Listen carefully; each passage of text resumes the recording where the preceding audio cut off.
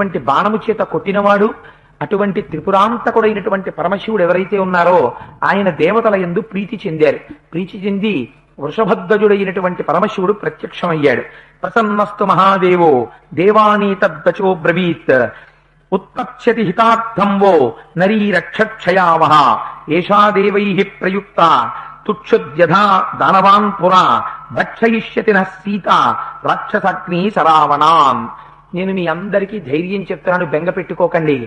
ఇంత తపస్సు కలిగినటువంటి రావణాసురుణ్ణి మరణించడానికి సిద్ధమైపోవడానికి కావలసినటువంటి విధంగా ఇంత తపస్సున్నవాడు భ్రష్టుడై తన తపస్సుని పోగొట్టుకున్నవాడై బుద్ధి మాంద్యముతో నిండిపోయి మరణించడానికి సిద్ధమయ్యేటట్టు చెయ్యడానికి ఇన్ని కోట్ల మంది రాక్షసుల యొక్క బుద్ధిని మోహ పెట్టడానికి సీత అన్న పేరుతో అమ్మవారు ఉదయించబోతోంది అని ఆ రోజు పరమశివుడు వరమిచ్చాడు.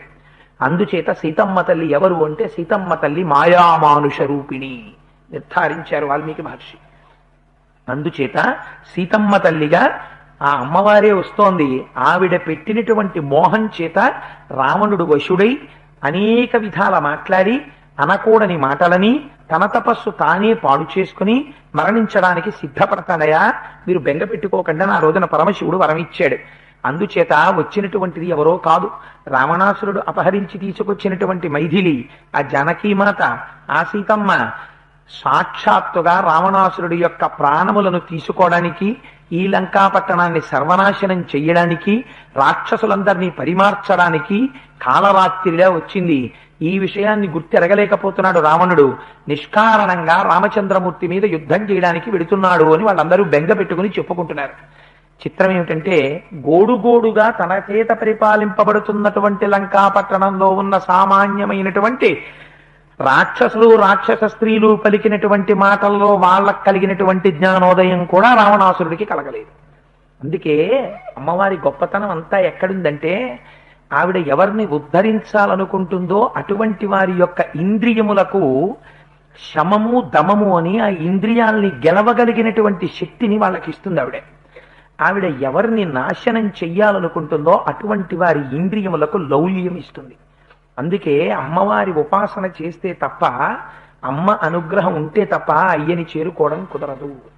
అందుచేతనే మనకు ఉపాసనలో కూడా మొట్టమొదట అశ్విని నక్షత్రం ఉన్నా అశ్విని నక్షత్రం నుంచి న్యాయంగా సంవత్సరం ప్రారంభం కావాలి. కానీ ఎప్పుడు ప్రారంభమవుతోంది? చైత్రమాసంతో ప్రారంభమవుతోంది. అశ్విని నక్షత్రంతో చంద్రుడు కూడితే ఆశ్వీజ మాసం ముందు రావాలి. వస్తోంది ఆశ్వీజ మాసం? రాదు. 13 నక్షత్రాలు ముందు, 13 నక్షత్రాలు వెనక్కి వదిలేస్తే మధ్యలో నక్షత్రం చిత్తా నక్షత్రం. చిత్తా నక్షత్రంతో చంద్రుడు కూడితే చైత్రమాసం వస్తుంది. చైత్రమాసంతో ప్రారంభమవుతుంది. చైత్రంలో చిత్రమైనటువంటి విషయాలు కొన్ని జరుగుతాయి. చైత్ర వైశాఖ మాసములలో వసంత ఋతువు ఉంటుంది. చైత్ర శ్రీమాన్ అయం మాస పుణ్య పుష్పితకానన యవ్వరాజ్యాయ రామస్య సర్వం మే ఉపకల్ప్యతాం అంటారు. చైత్రమాసంలో 2 విశేషంగా వస్తాయి భూమి మీదకి. ఆ 2 ఒకటి మల్లె పువ్వు, రెండవది మామిడి పండు. మల్లె పువ్వు వచ్చినప్పుడు లోకమంతా దుర్గంధం ఉంటుంది. ఎందుకని? చెమట, అందరికీ తాపం, చెమటలు పట్టుంటారు. సాయంకాలం అయ్యేటప్పటికీ మల్లె పువ్వు విరబూస్తుంది. ఆ విరబూసినటువంటి మల్లె పువ్వు అపారమైనటువంటి సంతోషాన్ని కల్పిస్తుంది. ఎక్కడ చూసినా రాత్రి 10ంటికి 11ంటికి వస్తుంటే బాలాజీ చెరువు కళ్యాణ మండపం దగ్గర భానుగుడి సెంటర్లోను ₹3, ₹3.50 కూడా ఇంతంత బొడ్డు మల్లెల దండలు అమ్మేస్తుంటారు. నిజంగా మల్లెల వాసన గుబాళిస్తుంటుంది. మల్లె మామిడి పండు మామిడి పండే. మామిడి చెట్టుకు ఒక్కదానికే సంస్కృతంలో రసాలము అని పేరు. పరమేశ్వరుడికి ఒక్కడికే రసోవై సహా అని పేరు. ఒక్క మామిడి చెట్టు యొక్క చిగురిని తిని మాత్రమే కోయిల కూస్తుంది. ఆ కోయిల గమ్మత్తు అది ఎప్పుడు పడితే అప్పుడు కుయ్యదు. అదొక్క వసంతకాలం వస్తేనే కూస్తుంది. ఒకళ్ళు విన్నారా, ఒకళ్ళు వినలేదా, నాకు కృతజ్ఞత చెప్పారా, చెప్పలేదా, ఇవేవి కోకిల పట్టించుకోదు. అంత అందంగా పాడినటువంటి పాట విని మీరు కోయిల్ని చూద్దామని వెళ్ళారనుకోండి, తీరా చూస్తే నల్లగా కాకి పిల్లంత పెట్టు ఉంటుంది కోయిల. కానీ రూపు అంత అందంగా ఆకర్షణీయంగా ఉండదు, కంఠం అంత ఆకర్షణీయంగా ఉంటుంది. ఎవరలా వచ్చిన వారు? శంకర భగవత్పాదులు వచ్చారు. చైత్ర వైశాఖ మాసాల్లో వైశాఖ శుక్ల పంచమి ఆ తిథి నాడు శంకర భగవత్పాదులు జన్మించారు. వారు మల్లెపువ్వు. మల్లెపువ్వై మహానుభావుడు లోకమునకు అంతటికి జ్ఞానాన్ని ప్రదానం చేసి శంకర భగవత్పాదులు జన్మించిన సమయానికి వేదము ప్రమాణము కాదనేటటువంటి వాదనలు భారతదేశం నలుచెరగులా వ్యాప్తి చెంది ఉన్నాయి. ఒక్కడే మహానుభావుడు 8వ సంవత్సరానికి సకల విద్యాపారంగతుడైపోయాడు. సత్యదండాన్ని పట్టుకుని ఆతృత సన్యాసం స్వీకరించి ఎన్ని వాదనలు నూరు మూయించారో వేద ప్రమాణాన్ని నిలబెట్టినటువంటి మహాపురుషుడు శంకర భగవత్పాదులు. అందుకే ఇప్పటికీ భద్రాచలం వెడితే రామచంద్రమూర్తి మీద ప్రార్థనా శ్లోకం చెప్పాలంటే ఏది చెప్తారో తెలుసా అండి? వామాంకస్థిత జానకీ పరిలసత్ కోదండ దండంకరే చక్రం చోట్రకరేణ బాహుయుగళే శంఖం శరం దక్షిణే బిభ్రాణం జలజాత పత్రనయనం భద్రాద్రిమూర్ధి స్థితం కేయూరాది విభూషితం రఘుపతిం సౌమిత్రియుక్తం భజే అని శంకర భగవత్పాదులు చేశారు ఆ ప్రార్థనా శ్లోకాన్ని. అంతటి మహానుభావుడు వైశాఖ మాసంలో పుట్టారు. చైత్రమాసంలో రామచంద్రమూర్తి పుట్టారు. మనం చైత్రమాసంలోనే కదా శ్రీరామ నవమి చేస్తాం. కానీ చిత్రం ఏమిటంటే ఉపాసన మాత్రం చైత్రమాసంలో ప్రారంభం అవ్వదు. మీకు ఎప్పుడు ప్రారంభం అవుతుందంటే ఉపాసన ఆశ్వీజ మాసంలోనే. అందుకే శరన్నవరాత్రులలోనే అమ్మవారి యొక్క పూజలు చేసి ఆ బొక్కాలు బరిగుండాలు పట్టుకుని పూర్వకాలంలో దసరాల సమయంలో చక్కగా ఈ గురువులు ముందు నడుస్తూ ఉండేవారు, పిల్లలందరూ ముందెడుతుండేవారు. అయ్యవారికి చాలు 5 వరహాలు, పిల్లవాళ్ళకి చాలు పప్పు బెల్లాలు అంటూ వాళ్ళు ఇళ్ల ముందుకు వస్తూ ఉండేవారు. గురువు వెనకాతల శిష్యులు అనుగమించి వెళ్ళేటటువంటి రీతిని అది చూపిస్తుండేది. అంత అందంగా ఉండేవి. ఇవాళ నాకు తెలిసి ఏ స్కూల్లో ఏ కాలేజీలో దసరా ఉత్సవాన్ని అంత అందంగా జరిపేటటువంటి సంప్రదాయం నశించిపోవడంలోనే అసలు ప్రాచీనమైనటువంటి సంప్రదాయం ఏమిటో పిల్లలకి తెలియడం అనేటటువంటిది కూడా దూరం అయిపోయింది. అసలు ఇప్పుడు ఆ పాటే లేదు, ఇప్పుడు ఆ పాట పాడే పిల్లలే లేరు, అలా తీసుకెళ్లేటటువంటి గురువులే లేరు. అందుచేత ఆశ్వీజ మాసంలోనే ఉపాసన ప్రారంభమవుతుంది. అమ్మవారి అనుగ్రహాన్ని పొంది తదనంతరం అమ్మ అనుగ్రహం కలిగితే ఆవిడ మాయామానుష రూపిణి, ఆవిడ తెర వేసి ఉంచుతుంది. తెర వేసి ఉంచినంతసేపు ఇంద్రియ లౌల్యంతో ప్రపంచం వైపుకి తిరుగుతాడు. అందుకే పంచతన్మాత్రశాయక అని పేరు ఆవిడికి. ఆవిడ పంచతన్మాత్రలు చేతిలో పట్టుకుంటుంది. ఎవరిని అనుగ్రహించాలనుకుంటుందో ఆ పంచతన్మాత్రల్ని తన వైపుకి తిప్పుకుంటుంది. తిప్పుకుని తన పాదములను వాళ్ళకి దర్శనం అయ్యేటట్టుగా చేస్తుంది. చేస్తే అమ్మ అనుగ్రహం కలిగితే ఏమవుతుంది? శివశక్తి కెరూపిణి లలితాంబిక, శివ అనుగ్రహం కలుగుతుంది. సీతమ్మ అనుగ్రహం కలిగితే హనుమకి ఏం దొరికింది? రాముని యొక్క గాఢ పరిష్వంగం దొరికింది. రామచంద్రమూర్తి కౌగిలించుకున్నారు. అదే దాని రహస్యం. అందుకే తత్తుతో మొదలై తత్తుతో పూర్తవుతుంది సుందరకాండ, ఉపాసన కాండ అనడానికి రహస్యం అది. అందుచేత అమ్మవారి యొక్క అనుగ్రహం లోపించడమే ఇంద్రియ లౌల్యం. ఆవిడ ఏకకాలమునందు అనేకముగా కనపడుతుంటుంది. ఆవిడే కేవలం నరకాంతలా కనపడుతూ ఉంటుంది. ఆంతరమునందు మాత్రం ఒకవైపు రావణాసురుడికి ఇంద్రియములకు లౌల్యమును కల్పించి మండోదరి చెప్తుంది మళ్ళీ ఈ రహస్యాన్ని. సీత కన్నా అందగత్తెలు లంకలో ఉన్నారయా, నీ మృత్యువుని తెచ్చుకోవడానికి నువ్వు సీతమ్మ వైపుకి వెళ్ళావుంది. ఇంద్రియ లౌల్యాన్ని ఆవిడ లోపల కలిగేటట్టుగా చేస్తుంది. ఆ ఇంద్రియ లౌల్యం వచ్చిందా భ్రష్టుడైపోతాడు. అందుకే ప్రార్థనా శ్లోకం చేస్తే ఏది అడుగుతామంటే, అమ్మా నాకేమనుగ్రహిస్తావో తెలుసా? రామాయణం చెప్పుకుంటున్నానమ్మా, నా ఇంద్రియాలన్నీ నీ పాదాల దగ్గర ఉండేట్టుగా నన్ను కృప వహించు అని చెప్పడానికే సింధూరారుణ విగ్రహం త్రినయనాం మాణిక్యమౌళి స్ఫురత్ తారానాయక శేఖరాం స్మితముఖీం అపీనవక్షోరుహాం పాణిభ్యాం అళిపూర్ణరత్న చషకం రక్తోత్పలం బిభ్రతీం సౌమ్యాం రత్నఘటస్థరక్తచరణాం ధ్యాయేత్పరేదంబికాం అంటాం. ఆ చేతిలో ఆవిడ మధుపాత్ర పట్టుకుంటుంది. అది ఎవరి యందావిడికి అనుగ్రహం కలిగిందో వారి యొక్క కోరిక తీరుస్తుంది. శారదా కటాక్షమై నాలుక మీద నిలబడుతుంది. ఆవిడ అనుగ్రహం లేదా ఇంద్రియములకు లౌల్యమును సృష్టిస్తుంది. అది విఘ్నమై వచ్చి వాడు ఏ పని మొదలెట్టాడో ఆ పని జరగకుండా కూడా ప్రతిబంధక రూపం అవుతుంది. ఇంత తపస్సున్న రావణాసురుడు భ్రష్టుడవడానికి ఆ తల్లే కారణం, లోకాలు రక్షింపబడాలి కాబట్టి. పైన చెట్టు మీద కూర్చున్న హనుమకి జగన్మాతగా కనపడడానికి ఆ తల్లే కారణం. ఏకకాలమునందు రెండుగా కనపడుతుంది. కనపడి కొందరిని ఉద్ధరిస్తుంది, కొందరిని నశింపచేస్తుంది. అది ఆవిడ మాయామానుష స్వరూపం అమ్మవారిది. అందుచేతనే ఇక్కడ పరమశివుడు ఒక మాట చెప్పారు వరం ఇచ్చినప్పుడు. సీతమ్మ వస్తోందయా, అమ్మవారు సీతమ్మగా వస్తోంది. ఆవిడ ఇన్ని కోట్ల మంది రాక్షసుల యొక్క తపస్సుని, ఇన్ని కోట్ల మంది రాక్షసులు నాశనం అవ్వడానికి కావలసిన రీతిలో లౌల్యమును తయారు చేస్తుంది. మీరు బెంగ పెట్టుకోకండి అన్నారు. ఎవరు వెళ్ళగలరు రాస్తే రావణాసుడి దగ్గరికి. ఇది అవతార రహస్యం. చివరకు వచ్చేస్తోంది కాబట్టి ఇంకా ఇప్పుడు అవతార రహస్యాన్ని బయట పెట్టించారు మహర్షి. సరే, వీరందరూ ఈ మాటలు చెప్పుకుంటున్నారు. చెప్పుకుంటుండగా అక్కడ తతో యుద్ధ పరిశ్రాంతం సమరే చింతయా స్థితం రావణం చాగ్రతో దృష్ట్వా యుద్ధాయ సముపస్థితం దైవతైశ్చ సమాగమ్య ద్రష్టుమభ్యాగతోరణం ఉపాగమ్యాబ్రవీద్రామ అగస్త్యో భగవాన్ ఋషి. అగస్త్య మహర్షి వచ్చారు. ఎందుకు వచ్చారు అంటే రామరావణ యుద్ధం జరుగుతుండగా యుద్ధాన్ని చూడాలని ఎందరో దేవతలు వచ్చారు, ఎందరో గంధర్వులు వచ్చారు. అసలు ఎందరో గంధర్వులు రావడం ఏంటి, అసలు ఎవరు ఏ లోకంలోనూ లేరు. ఇంకా అందరూ వచ్చి ఆకాశం నిండా నిండిపోయి నిలబడిపోయారు. మీకు చిత్రం ఏమిటో తెలుసా అండి? 7 రాత్రులు 7 పగళ్ళు జరిగింది. కటిక చీకట్లో ఎవరు కనపడేవారు కాదు. తళుక్ తళుక్ తళుక్ తళుక్ అని బాణాలు విరుపులు కనపడుతుండేవి అంతే. రామరావణ యుద్ధం జరగబోతోంది కాబట్టే ఒకసారి ప్రత్యక్ష రామాయణం చెయ్యాలని ఇవాళ ఒకసారి చీకటొచ్చి వెలుతురొచ్చి చీకటొచ్చి వెలుతురొచ్చి నడిచింది. అందుకని మహానుభావుడు రామచంద్రమూర్తి ఒకసారి లైవ్ టెలికాస్ట్ ఇవ్వాలనుకున్నారు. లేకపోతే రామరావణ యుద్ధం రోజునే అలా జరగడం ఏమిటి, ఇన్నాళ్ళు జరగకూడదా? ఇవాళే రామరావణ యుద్ధం రావాలి.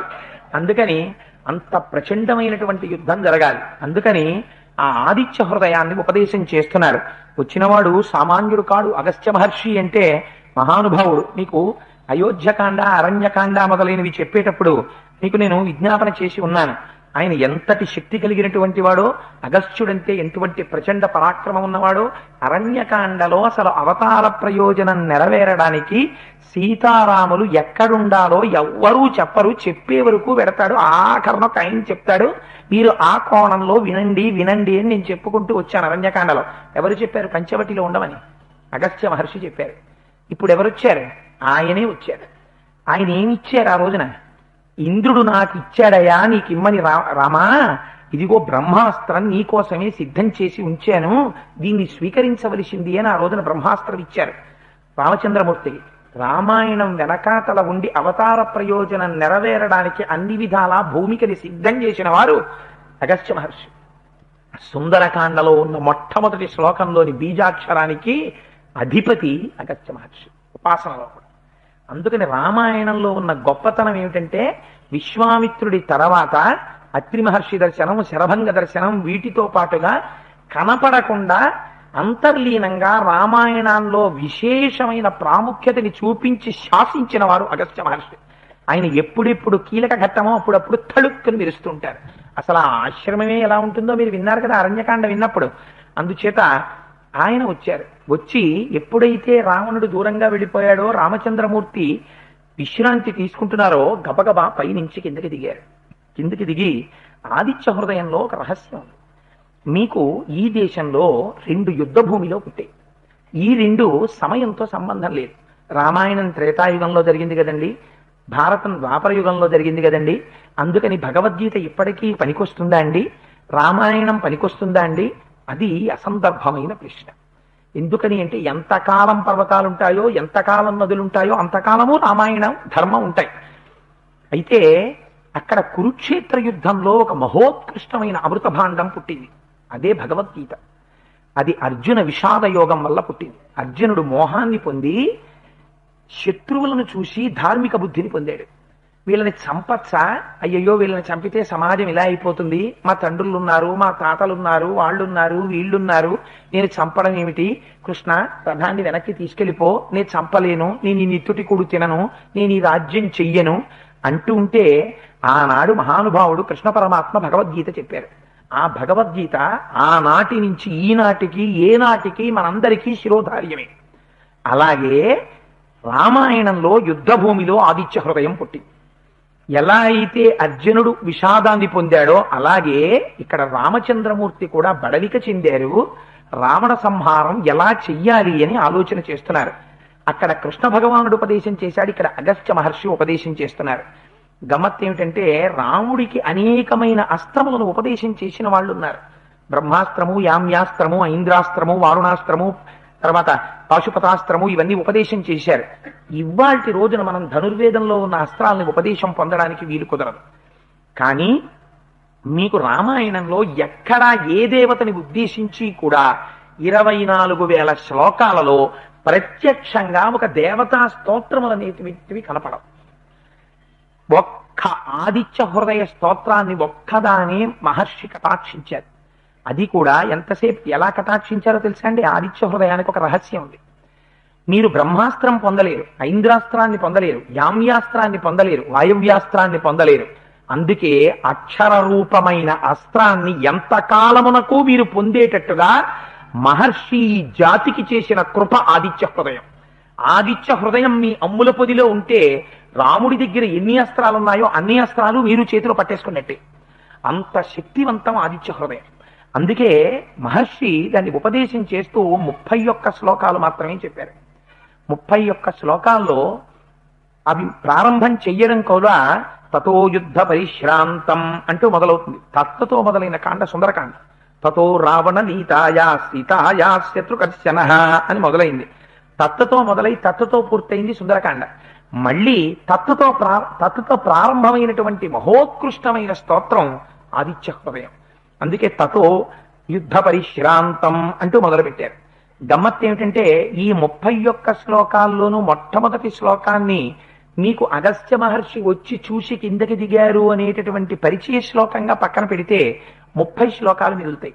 30 శ్లోకాల్లో మొట్టమొదటి 8 శ్లోకాలు మీకు అంగన్యాస కరన్యాసాలకి, తదనంతరం ఆ 8 శ్లోకాలు ఆ స్వరూప విశేషణానికి సరిపోతే చివరి 8 శ్లోకాలు అనంతరమైన ఫలసిద్ధిని చెప్తే ఇంకా మిగిలిపోయేటటువంటివి అటు 8 ఇటు 8 16 శ్లోకాలు వెళ్ళిపోతే మొట్టమొదట మీకు పరిచయం చేసినటువంటి శ్లోకం ఒకటి వెళ్ళిపోతే ఎన్ని వెళ్ళిపోయేప్పటికి 9 9 18 శ్లోకాలు వెళ్ళిపోతే ఇంకా 12 శ్లోకాలు మిగుతాయి. 8 కాదు 9 9 అటు 9 ఇటు 9 తీస్తే 18 పోతే 12 శ్లోకాలు ఉంటాయి. 18 12 30 మొట్టమొదటిది అగస్త్య మహర్షి కిందకి దిగినటువంటి శ్లోకం. 31 శ్లోకాలు. మీకు గమ్మత్ ఏమిటో తెలుసా అండి? ఆదిత్య హృదయాన్ని మీరు ఎప్పుడు చదవాలి అంటే అగస్త్య మహర్షి చెప్పేశారు. కాంతారేషు భయేషు చ, మీరు మహారణ్యంలో ఉండండి, మీరు విపరీతమైనటువంటి భయాన్ని పొంది ఉండండి, ఏదైనా ప్రమాదం వచ్చేస్తుండనివ్వండి. మీకు మిగిలినటువంటి దేవతల్ని ఉపాసన చెయ్యాలంటే మీరు మనస్సు లోపల దర్శనం చెయ్యాలి. మీ మనస్సు ఖేదాన్ని పొందేసింది అనుకోండి ఎప్పుడైనా, అప్పుడు మీరు ఏ మంత్రాన్ని ఉపాసన చేస్తున్నారో ఆ స్వరూపాన్ని నిలబెట్టడం కష్టం. ప్రార్థనా శ్లోకం చేసినా నిలబడదు. పైగా బీజాక్షరాలతో కూడుకున్నటువంటి మంత్రములు చెయ్యాలంటే, అటువంటి ఉపాసన చెయ్యాలంటే దానికి ఒక ప్రత్యేకమైన పద్ధతి ఉంటుంది. ఎప్పుడు పడితే అప్పుడు మంత్రం చేయడానికి వీల్లేదు. అది స్నానం చెయ్యాలి, దానికి కొన్ని నియమాలు ఉంటాయి. నియమాలు పాటించి మంత్రం చెయ్యాలి. ఆదిత్య హృదయానికి మీకు ఆ బాధ లేదు. మీరు నడుస్తూ కూర్చుని నిలబడి అరణ్యంలో ఉండండి, ఎక్కడ మీకు భయం వేయనివ్వండి. ఒక్కసారి మీకు అదృష్టం ఏమిటంటే సూర్యుడు ఎప్పుడూ ఆకాశంలో ఉంటాడు. నేను సూర్యుడిని చూడలేదన్న వెర్రివాడు ప్రపంచంలో ఉండడు. కళ్ళు మూస్తే సూర్యదర్శనం అయిపోతుంది మీకు. అటువంటి కానీ ఒక్కటి జ్ఞాపకం పెట్టుకోండి, ఆదిత్య హృదయం చదివేటప్పుడు కళ్ళు మూసి నమస్కారం చేస్తే సూర్యోదయం అవుతున్న సూర్యుడిని ఉపాసన చేయాలి. ఉపాసన చేసి 3 సార్లు చదవమని ఇందులో మహర్షి చెప్పారు. కానీ 12ఆత్మందమోస్తుతే 12 ఆదిత్యుల్ని అందులో ఉపాసన చెప్పారు. అందుకే నిన్నటి రోజున ఇక్కడ ఆదిత్య హృదయం జరిగితే 12 మాటలు అందరితో చెప్పించడానికి కారణం అది. అందుకని మీకు మిగిలినటువంటి దేవతా స్వరూపాలు ఈ కంటితో చూడ్డానికి కుదరదు.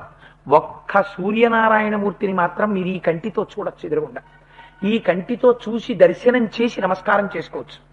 చేసేసి మీరు ఎలా ఉండండి, మీకు చాలా భయం వేసేసింది అనుకోండి, వెంటనే ఒక్కసారి కళ్ళు మూసుకుని తతో యుద్ధ పరిశ్రాంతం సమరే చింతయా స్థితం రావణం చాగ్రతో దృష్ట్వా యుద్ధాయ సముపస్థితం, తప్పులు లేకుండా 31 శ్లోకాలని కంగారుగా కాకుండా ఉచ్చారణ దోషం లేకుండా చదివితే ఎంతసేపు పడుతుందో తెలుసా అండి?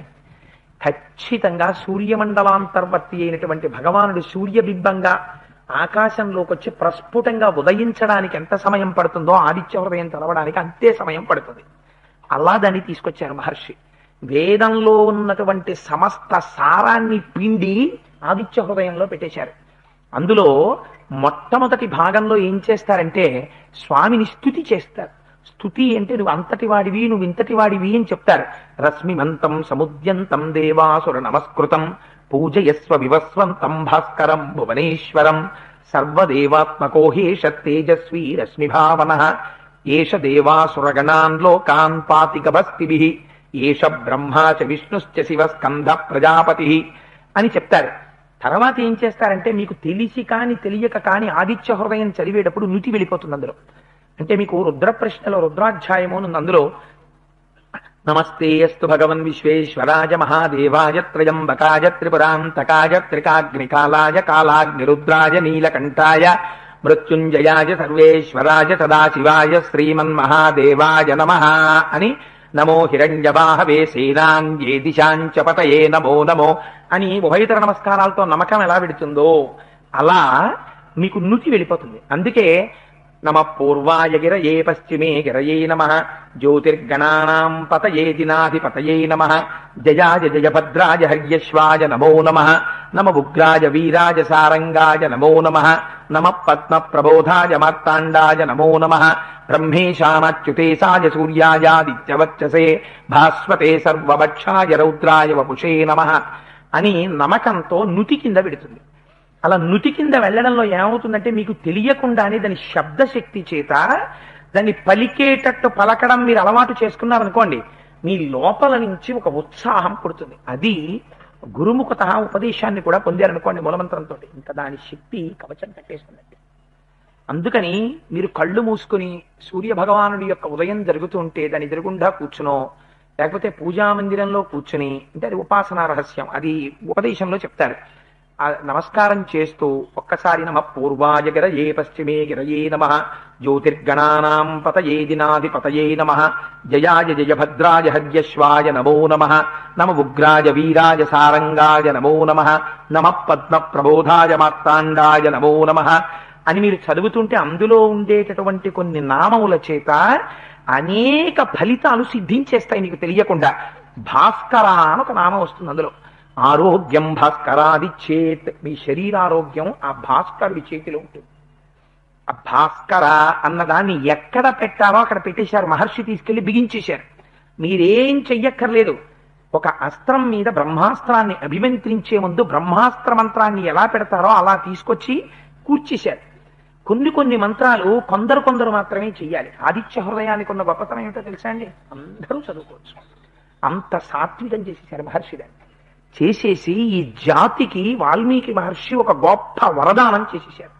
అబ్బాయి మీకు ఏ కోరికలు ఉంటాయో నాకు తెలుసు, మీ అందరి కోరికలు సిద్ధించడానికి మీ అందరికీ ఒక అపురూపమైన బహుమతి ఇచ్చేస్తున్నాను. అందుకే అంత పరమపావనమైన ఆదిత్య హృదయం కాబట్టే నిన్న మహానుభావుడు గోపాలకృష్ణ గారు అంత శ్రమ తీసుకుని అంత కార్యక్రమం ఏర్పాటు చేసి అందరికీ తీర్థం అందాలి అని నిన్న అగ్నిహోత్రంలో హవిస్సులు ఇప్పించి ఆ తీర్థాన్ని అందరికీ అందించి పంపించారు. వారు కూడా పండితులు కూడా ఎంత బాగా చేశారంటే నిజంగా వారికి మనం ఏమిచ్చి రుణం తీర్చుకుంటాం. మనం తీర్థం తీసుకుంటుంటే, మనం ప్రసాదం తీసుకుంటుంటే నిజానికి పూర్ణాహుతి అయిపోయిన తర్వాత వాళ్ళు వెళ్ళిపోవచ్చు. వాళ్ళు ఏం చేశారో మీరు చూసారో, వాళ్ళు వెళ్ళలేదు. వేదం నడుస్తుంటే, వేదము యొక్క పన్నాలు చదువుతుంటే ఆ శబ్దశక్తికి దేవతలందరూ నిలబడి ఉంటారు. వేదం అంత గొప్పది. వేదం చదవడం అంటే మాటలు కాదు, ఇది జన్మజన్మాంతర సుకృతం వేదం చదువుకోవడం. అందుకే కదా ఆ రోజున మహానుభావుడు రామకృష్ణ అవధానులు గారు వస్తే అంత పొంగిపోయాం. అందుచేత నిన్నటి రోజున వారు కూర్చుని ఆ వేదంలో పన్నాలు చదువుతూనే ఉన్నారు. మనందరం తీర్థప్రసాదాలు తీసుకుని వెళ్ళిపోయేటంత వరకు. అందుకని ఆదిత్య హృదయం అంత శక్తివంతం.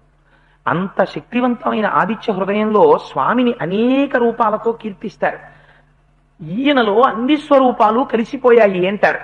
అందుకే రశ్మిమంతం సముద్యంతం దేవాసుర నమస్కృతం పూజయస్వ వివస్వంతం భాస్కరం భువనేశ్వరం.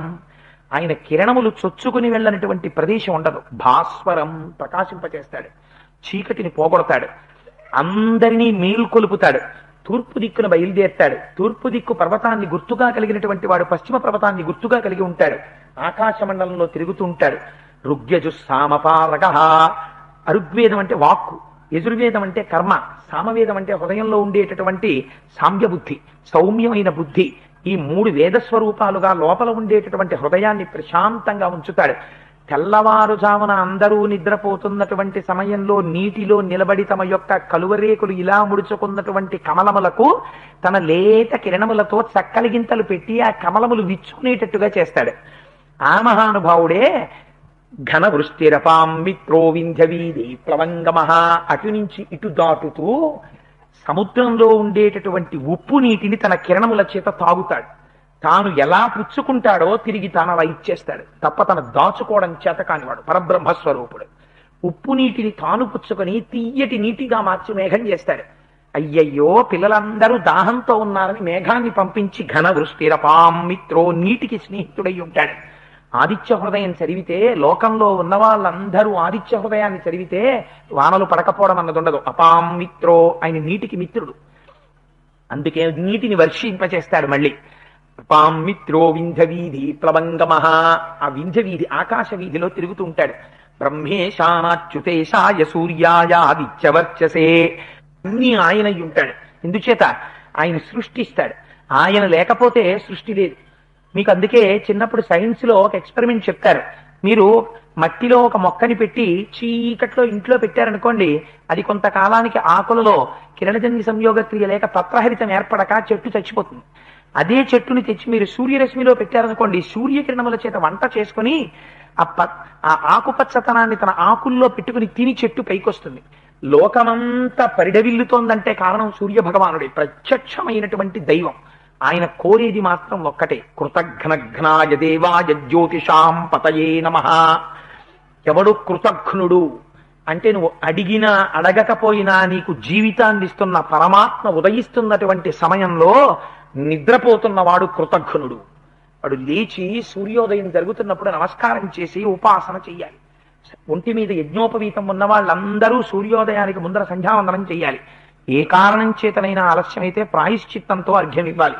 అందుకని కృతఘ్నఘ్నాయ దేవాయ జ్యోతిషాం పతయే నమః. ఆయన కృతఘ్నులై పాపులై ఉన్నటువంటి వారిని సంహరించడం కూడా పరమాత్మకి తెలుసు. ఆయన అన్నిటినీ ముట్టుకుంటాడు, కానీ దేని చేత కల్మషం ఆయనకు అంటదు. ఆయన శవం మీద ఆయన కిరణాలు పడతాయి, బురద మీద ఆయన కిరణాలు పడతాయి, శ్మశానంలో ఆయన కిరణాలు పడతాయి, యజ్ఞ వేదిక మీద ఆయన కిరణాలు పడతాయి, బంగారు మేడ మీద ఆయన కిరణాలు పడతాయి, పనికి మాలినటువంటి ఎందుకు పనికి రాకుండా రోడ్డు పక్కన పడిపోయినటువంటి ఒక కుక్క కళేబరం మీద ఆయన కిరణాలు పడతాయి. అన్నిటినీ ఆయన కిరణాలు భాషింపచేస్తాయి. ఆయన మాత్రం దేనితోటి సంగం ఉండదు. ఆయన కిరణములు దేన్ని ముట్టుకున్న ఆయన అపవిత్రుడు కాడు. తనంత తానుగా ఆయన పరబ్రహ్మస్వరూపుడు, జ్యోతిస్వరూపుడు, పరంజ్యోతి.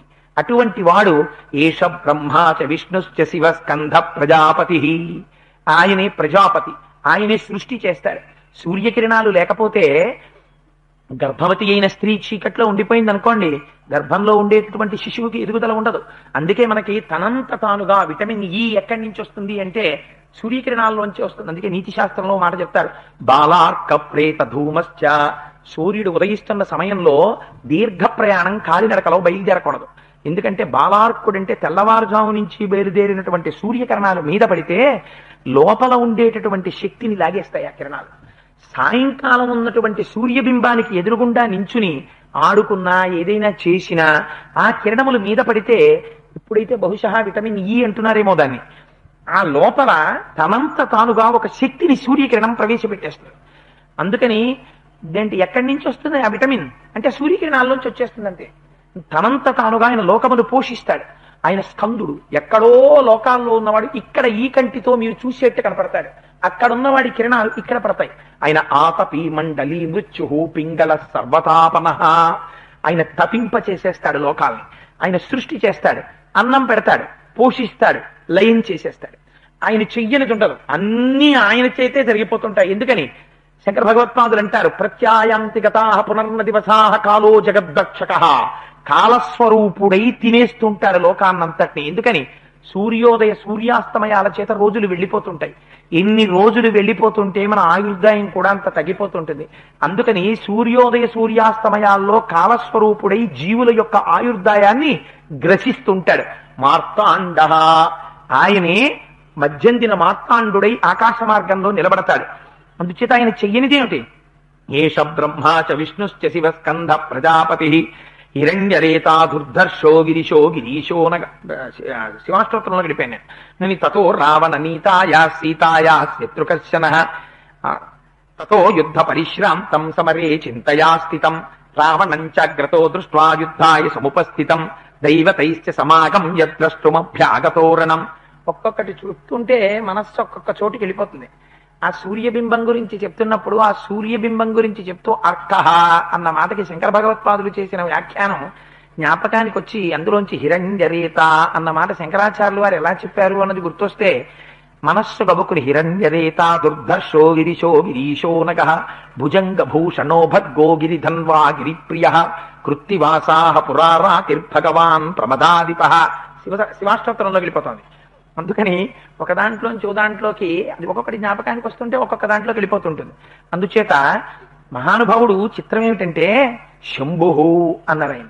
శంభు అంటే శం అంటే సుఖమునకు కారణమై ఉంటాడు. శరీరంలో ఆరోగ్యం బాగుంటే కదా ఏ సుఖమైనా అనుభవించడం. అందుకని ఖగ పూషా గభస్తిమాన్ ఆయనే ఖగ ఆకాశమునందు తిరుగుతూ సుఖమునకు కారణమవుతాడు. మనం ఒక సుఖాన్ని అనుభవించాలి అంటే ఆ సుఖాన్ని పొందాలి అంటే సూర్యనారాయణమూర్తి యొక్క అనుగ్రహం ఉండాలి.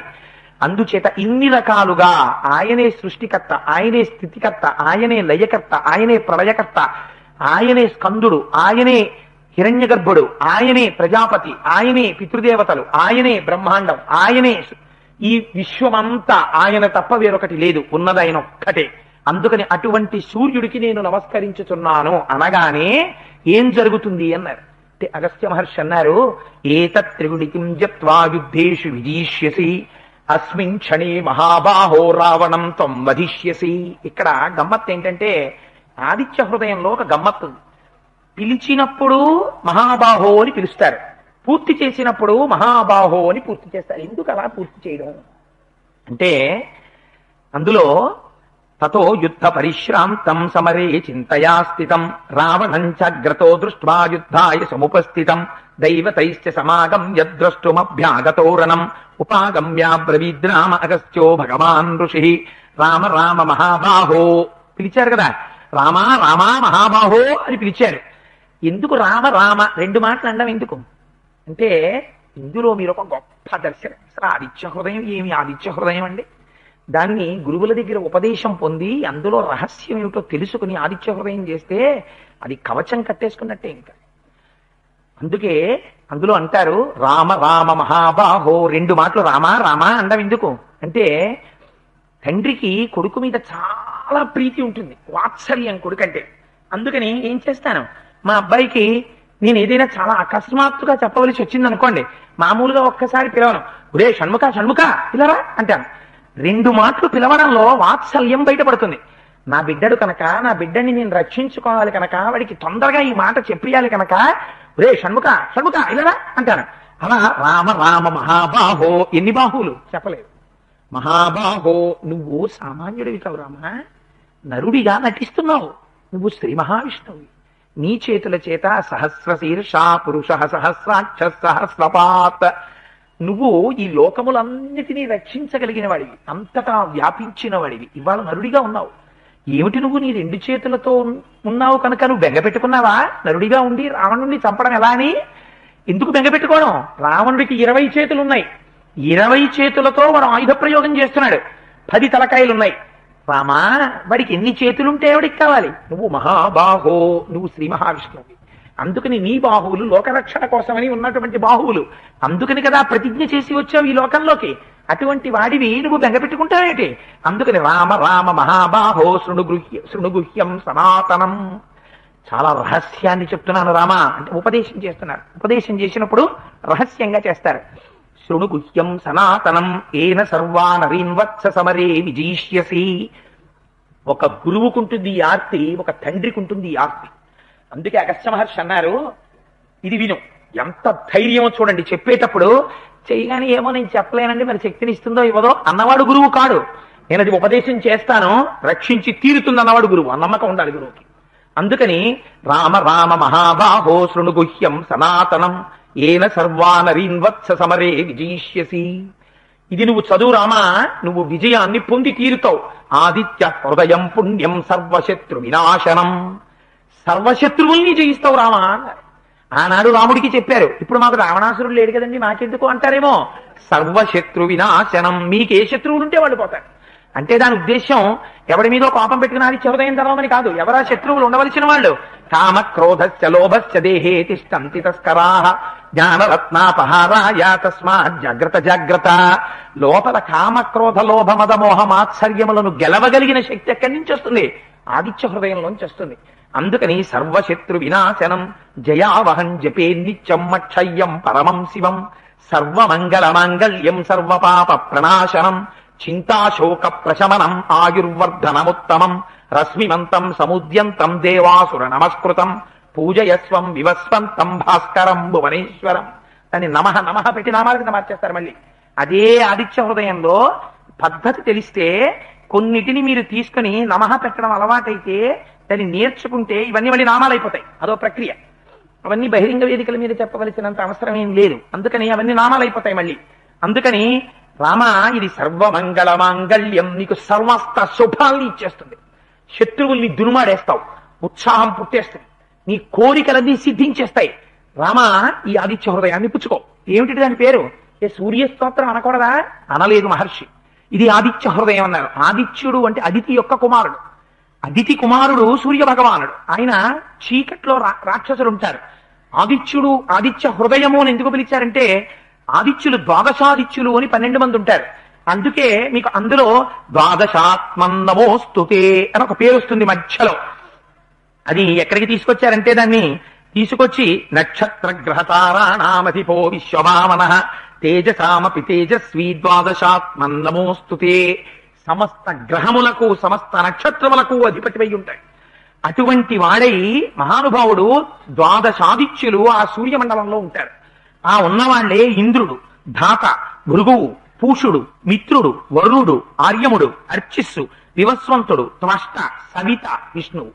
ఇందులో హృదయము అంటే ఆ సూర్యమండలాంతర్వర్తి అయినటువంటి వారిలో ఉన్న ద్వాదశాదిత్యులలో 12గురిలో ఒకడైనటువంటి శ్రీ మహావిష్ణువు యొక్క అంశకి విశేష ప్రాధాన్యత ఇచ్చి వచ్చిన వాడు విష్ణువే కనుక ఇవాళ ఆదిత్య హృదయంగా పరబ్రహ్మంగా స్తోత్రం చేస్తున్నారు మహర్షి అగస్త్యుని అడ్డు పెట్టి, అగస్త్య మహర్షి చేత ఉపదేశంతో. అందుకని దీన్ని కానీ నువ్వు చదివితే రశ్మివంతం సముద్యంతం దేవాసుర నమస్కృతం. ఇది ఎక్కడ చదవాలి? యుద్ధ భూమిలో ఉన్నాను కదండి. మరి యుద్ధ భూమిలో ఉండి చాలాసేపటి నుంచి యుద్ధం చేశాను, ఒళ్ళంతా నెత్తురు కారిపోతోంది, అశౌచంతో ఉన్నాను. అశౌచం అంటే నేను ఇప్పుడు వెళ్ళి స్నానం చేసి రాలేదు. ఇప్పుడు మరి ఎలా? దాని గురించి నువ్వేం బెగ్గపెట్టుకోకు రామా. కాంతారేషు భయేషు చ కీర్తయన్ పురుష కశ్చిన్నావసీదతి రాఘవ పూజయస్వైనమేకాగ్రో దేవదేవం జగత్పతిం ఏతత్ త్రిగుణితిం జప్త్వా యుద్ధేషు విజీష్యసి. రామా నువ్వు అరణ్యంలో ఉండు, యుద్ధ భూమిలో ఉండు, ఇంట్లో ఉండు, బయట ఉండు, ఎక్కడుండు, నీకు ప్రమాదం వచ్చినా భయం వచ్చినా ఆదిత్య హృదయాన్ని చదువు, చాలు నిన్ను రక్షించేస్తుంది. ఒక్కసారి ఆ సూర్యమండలాంతర్వర్తిన సూర్య భగవానుడికి నమస్కారం చేయి. చేస్తే అక్కడి నుంచి రక్షణ వస్తుంది. మళ్ళీ చిట్ట చివర పిలిచారు ఏమని? అస్మిన్ క్షణే మహాబాహో రావణం తం వధిష్యసి. మళ్ళీ చివర పిలిచారు మహాబాహో. విన్నవా ఆదిత్య హృదయం? ఇప్పుడు చదువుకో. ఇది చదివితే ఏమవుతుంది? ఇప్పటి వరకు ఏ రావణ సంహారం చెయ్యడం కోసమని నువ్వు బెంగ పెట్టుకుని ఇంత కష్టపడుతున్నావో ఆ రావణుడు తేలికగా నిహతుడైపోతాడు. అందుకని అస్మిన్ క్షణే మహాబాహో రావణం తం వధిష్యసి ఏవ ముక్త్వా తథాగస్త్యో జగామ చ యథాగతం. ఇది గమ్మత్తు ఆదిత్య హృదయంలో. మిగిలిన వాళ్ళందరూ నిలబడ్డారు ఆకాశంలో రామరావణ యుద్ధం జరుగుతున్నప్పుడు. అగస్త్యుడొక్కడే ఏం చేశాడో తెలుసా అండి? యుద్ధం జరుగుతుండగా వచ్చి చూశాడు, రాముడు నీరసపడుతున్నాడని కిందకి దిగాడు, ఆదిత్య హృదయం చెప్పాడు. రావణుడు నిహతుడైపోతాడయా, ఆదిత్య హృదయం చదువు అన్నాడు. శిష్యుడు 3 మాటలు చదువుకున్నాడు, తాను ఎలా వచ్చాడో అలా వెళ్ళిపోయాడంతే. మరి నిలబడి చూడక్కర్లేదా రావణ సంహారం అయిందో లేదో? చూడక్కర్లేదు. తనకు ఆ నమ్మకం ఉంది. గురువుకి ముందా విశ్వాసం ఉండాలి. గురువు అంటే గురిని చూపించేవాడు. గురువుకే విశ్వాసం లేకపోతే ఇంకా శిష్యుడికేం చెప్తాడు? సంశయాత్మా వినశ్యతి. తనకు ఆ స్తోత్రమనందు నమ్మకం లేకపోతే ఉపదేశం చెయ్యడానికి గురువు అనర్హుడు.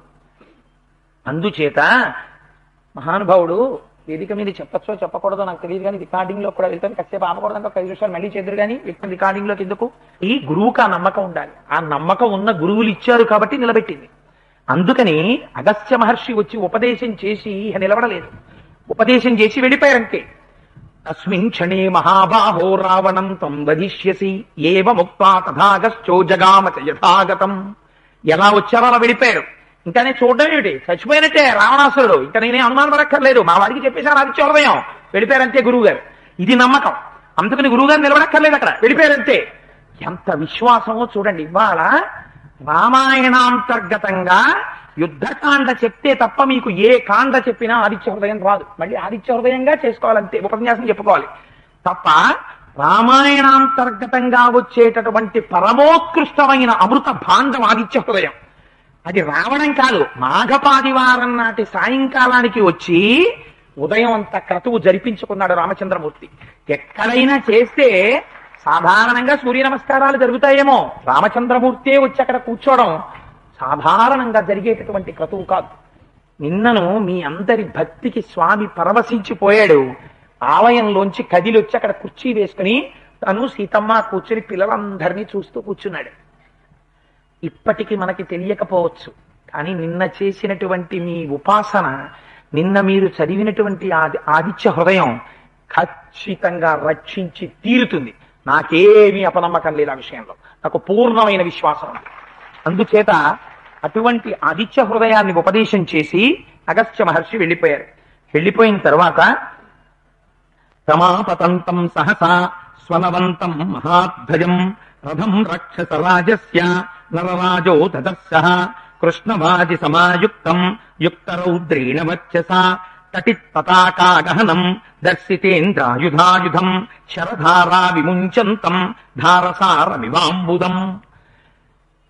పెద్దల్ని నమ్ముకుని ధర్మపథంలో ఉన్నవాణ్ణి గురువులు పిలిచినా పిలవకపోయినా తమంత తాము వచ్చి ఎలా రక్షిస్తారో రామచంద్రమూర్తి జీవితంలో అగస్త్య మహర్షి తనంత తానొచ్చి చేసిన ఉపదేశమే గుర్తు.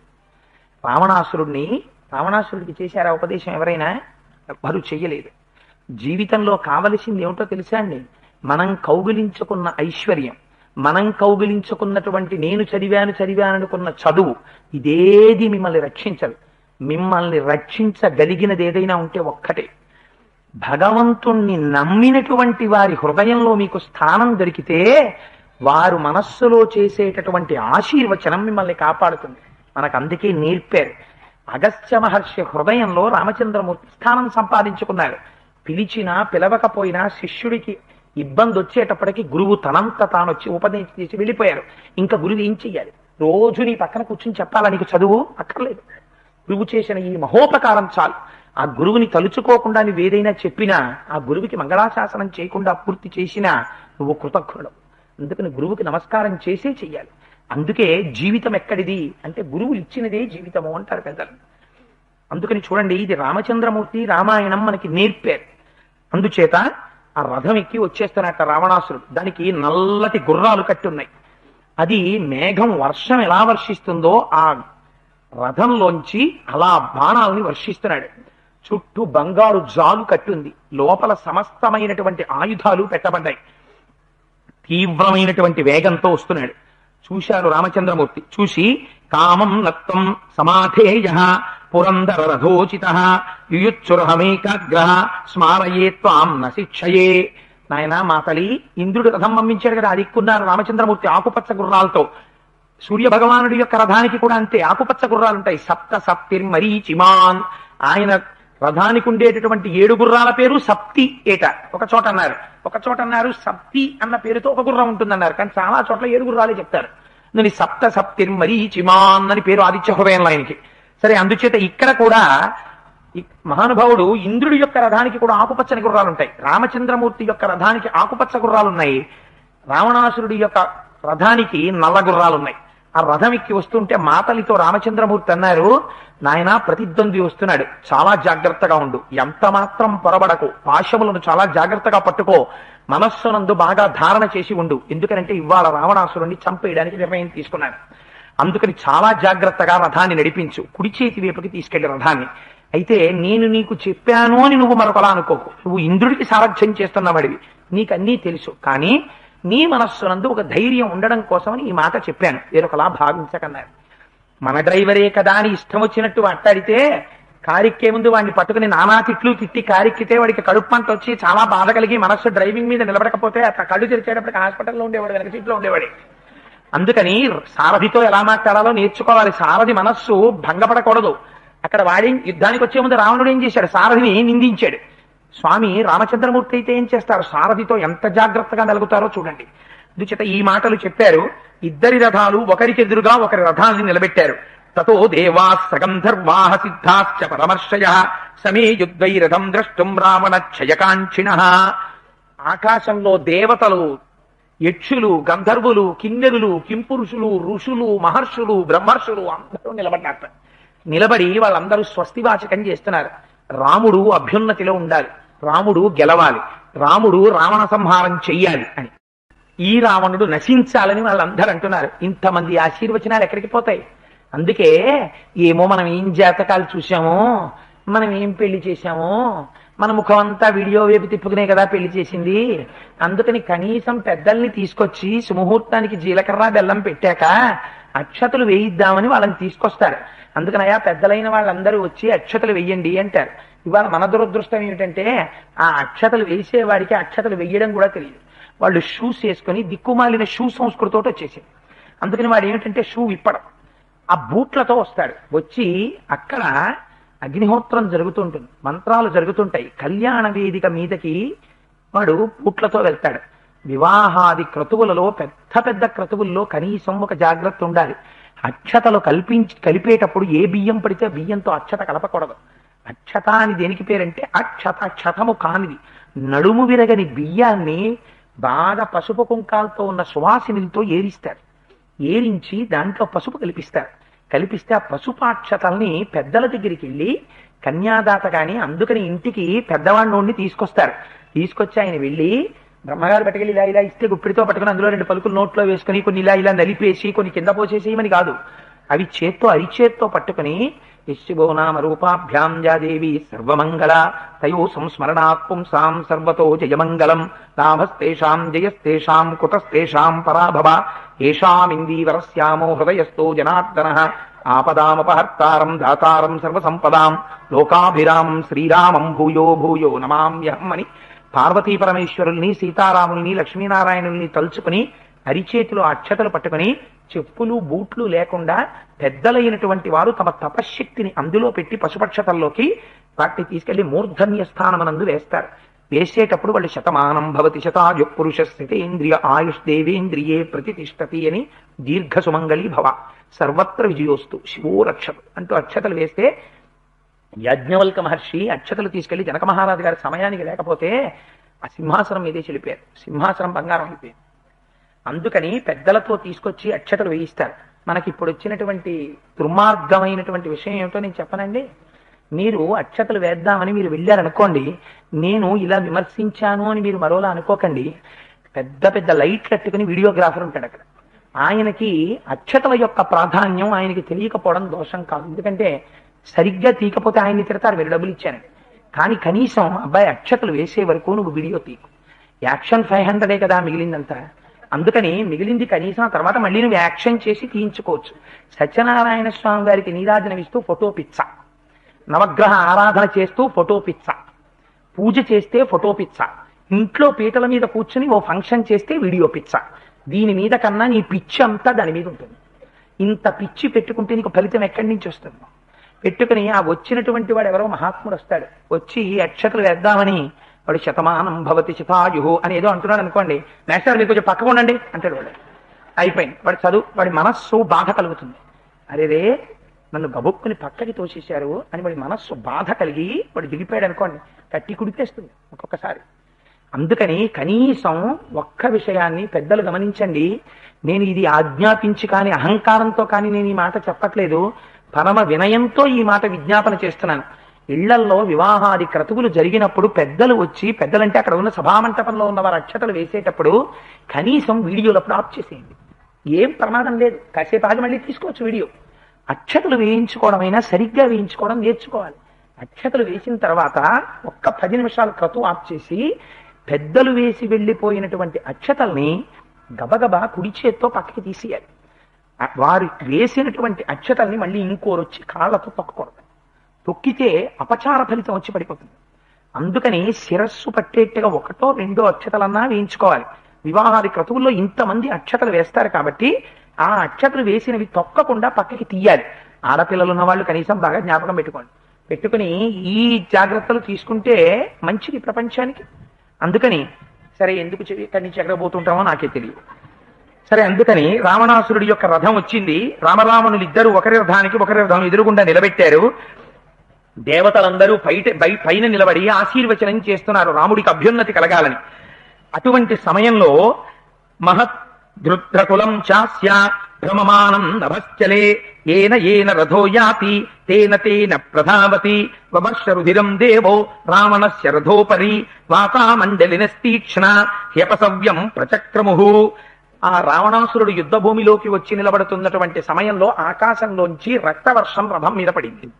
అదే సమయంలో ప్రదక్షిణ మార్గంలో గాలులన్నీ కూడా మండలాకారంలో తిరిగాయి. అదే సమయంలో గ్రద్దలు ఆకాశంలో తిరుగుతూ తిరుగుతూ వచ్చి ధ్వజం మీద వాలే. ఎక్కడెక్కడికి రథాన్ని సారథి తీసుకెళ్లిపోతుంటే మహారథికుడు రావణుడు సామాన్యుడేం కాడు.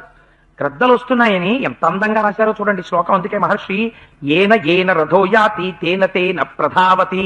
రథాన్ని ఎటువైపు తప్పిస్తే అటువైపుకి వచ్చి గ్రద్దలు వాలి సంధ్యాయాచ వృతాలంక జపా పుష్ప నికాశయ దృశ్యతే సంప్రదీప్తేన దివసేపి వసుంధర సనిర్ఘాతా మహోల్కాశ్చ సంప్రచేరుర్మహాస్వనాః విషాదయంస్తే రక్షాంసి రావణస్య తదాహితాః రావణశ్చ యతస్తత్ర సంచచాల వసుంధర రక్షసాం చ ప్రహరతాం గృహీత ఇవ బాహవః తామ్రాః పీతాః స్థితాః శ్వేతాః పతితా సూర్యరశ్మయః దృశ్యంతే రావణస్యాంగే పర్వతస్యేవ ధావతః వృద్ధైరనుగతాశ్చాస్య భవంత్యోజ్వలనం ముఖైః ప్రణేతుర్ముఖమీక్షంత్య స్మర సంరబ్ధం శివం శివాః ప్రతికూలం వవో వాయుః రణేపాంసూన్ సమాకిరం తస్య రాక్షసరాజస్య కుర్వన్ దృష్టి విలోపమన్ విపేతురింద్రాశయనయః సైన్యం చాస్య సమంతతః దుర్విషహ్యస్య నాఘోరాః వినా జలధరస్వనం దిశశ్చ ప్రతిదిశः సర్వా బభూవుస్తిమిరావృతాః పాంసు వర్షేణ మహతా దుర్దర్శం చ నభోభవత్ కుర్యం చ కలహం ఘోరం శారికాస్త్రద్రథం ప్రతి నిపేతుశతశస్త్ర దారుణం దారుణారుతాః జంఘే నేభ్యః స్ఫులింగాశ్చ నేత్రేభ్యో శ్రూణి సంతతం ముముచుస్తత్యతురగా స్తుల్యమగ్నించ మారిచ. నిష్కారణంగా అక్కడ ఉండేటటువంటి భూమి కదిలింది. మేఘాలేవీ లేకుండానే ఆకాశంలోంచి పిడుగులు రాక్షస సైన్యం ఎటుందో అటు మాత్రమే పడ్డాయి. ఎక్కడ నుంచో ఒక భయంకరమైనటువంటి తోక చుక్క ఆకాశంలోంచి ఉల్కపడినట్టుగా రావణాసురుడి యొక్క రథం మీద పడింది. రాక్షసులు తమ తమ ఆయుధాల్ని ప్రయోగిద్దామని చేతులు పైకెత్తుతుంటే ఎవరో వచ్చి పట్టుకున్నట్టుగా చేతులన్నీ ఆగిపోయాయి. ఆ లంకాపట్టణం అంతా నిష్కారణంగా కాలిపోతున్నట్టుగా ఎర్రగా కనపడి మందార పువ్వు వంటి కాంతిని పొందింది.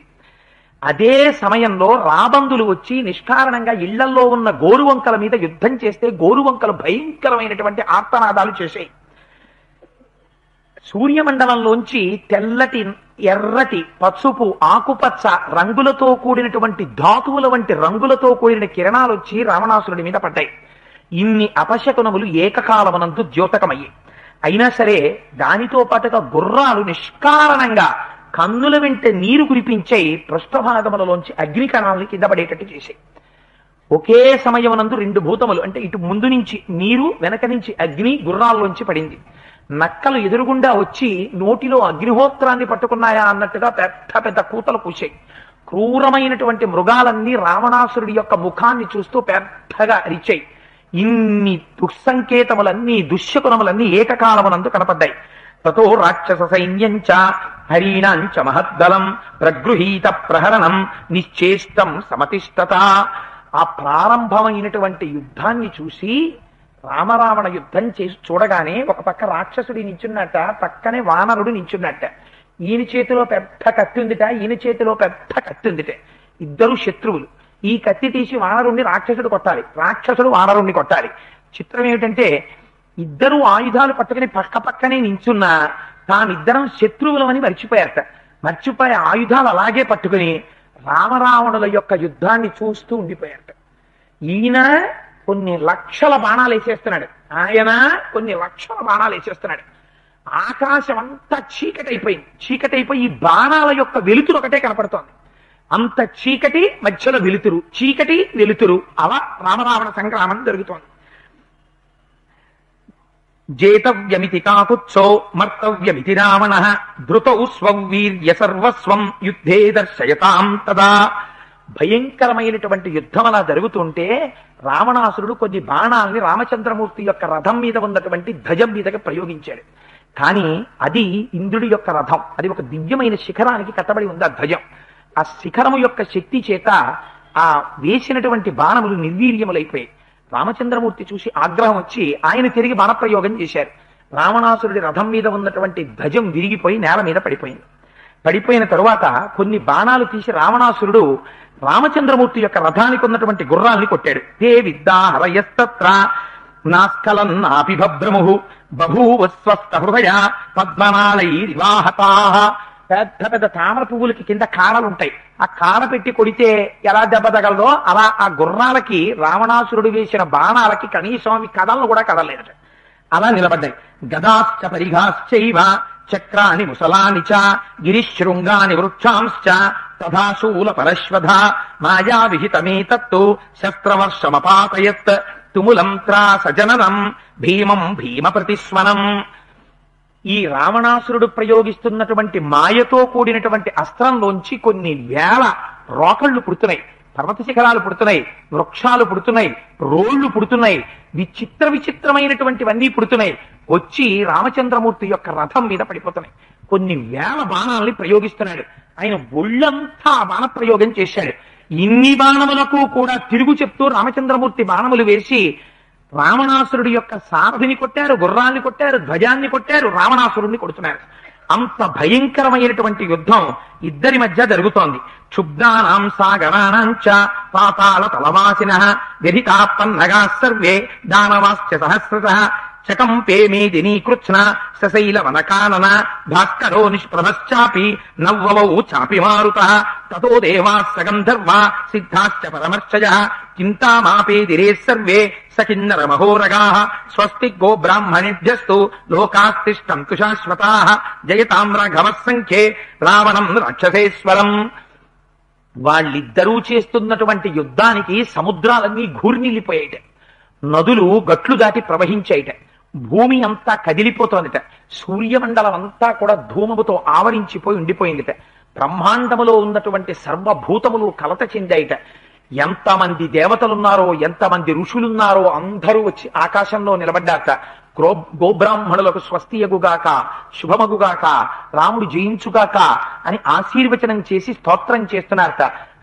రావణ యుద్ధం జరుగుతుంటే మహర్షి అన్నారు, ఉపమానం వెయ్యడానికి ఎన్నడూ వెతుక్కోనటువంటి వాల్మీకి మహర్షి ఏదైనా పోలిక చెప్పాలి అంటే ఇంకా వాల్మీకి మహర్షి చెప్పినటువంటి పోలికకి తిరుగుండదు, అటువంటి ఉపమానం చెప్తారు. అటువంటి వాల్మీకి మహర్షి వాళ్ళన్నారు, గగనం గగనాకారం సాగర సాగరోపమః తతకృద్ధో రామ రావణయోర్యుద్ధం రామ రావణయోరివా. ఆకాశానికి పోలిక చెప్పాలంటే ఇంకోటి ఉండదు, ఆకాశానికి ఆకాశమే పోలిక, సముద్రానికి సముద్రమే పోలిక, రామరావణుల యుద్ధానికి రామరావణ యుద్ధమే పోలిక, ఇంకొక దాంతో పోల్చడం కుదరదు అన్నారు. అంత గొప్ప యుద్ధం జరుగుతోందిట. తతకృద్ధో మహాబాహు రఘూణాం కీర్తివర్ధనః సంధాయ ధనుషా రామః క్షురమాసీ విశోపమం రావణస్య శిరశ్చింద క్షీమజ్వలిత కుండలం తచ్చిర పతితం భూమౌ దృష్టం లోకైస్త్రిభిస్తదా తవ్యైస సదృశం చాన్య ద్రావణస్యోద్ధితం శిరః తక్షిప్రం క్షిప్రహస్తేన రామేణ క్షిప్రకారిణ ద్వితీయం రావణశిర చిన్నం సంయతి సాయకైః చిన్నమాత్రం తు తచ్చీర్షం పునరన్యత్ ప్రదృశ్యతే. రామచంద్రమూర్తి విషం కలిగినటువంటి కోరలతో ఉన్న సర్పం ఎలా ఉంటుందో అంత తీవ్రమైనటువంటి బాణాన్ని తీసి వింటినారికి సంధించి రావణాసురుడి యొక్క కంఠానికి గురి చూసి విడిచిపెట్టారు. బాణం తగలగానే ఒక శిరస్సు తెగిపోయి భూమి మీద పడిపోయింది. పడిపోగానే అది మళ్ళీ వెంటనే కొత్త శిరస్సు కట్టక్కన మొలకెత్తింది. ఇంకొక బాణం తీసి కొట్టారు. ఇలా ఎన్నిసార్లు కొట్టారో తెలుసా అండి? 100 మార్లు కొట్టారు. 10 తలకాయలు 10 మాటలు కింద పడిపోయి మళ్ళీ వెంటనే కొత్త శిరస్సు మొలకెత్తేసి మళ్ళీ కిరీటంతో మళ్ళీ కుండలాలతో ప్రకాశిస్తూ మళ్ళీ నిలబడిపోతున్నాయి. రాముడు అనుకున్నారు, ఈ బాణంతో మారీచుణ్ణి సంహరించాను, కరుణ్ణి సంహరించాను, దూషణుణ్ణి సంహరించాను, వాలిని సంహరించాను. అంత శక్తివంతమైనటువంటి బాణం ఈ బాణం.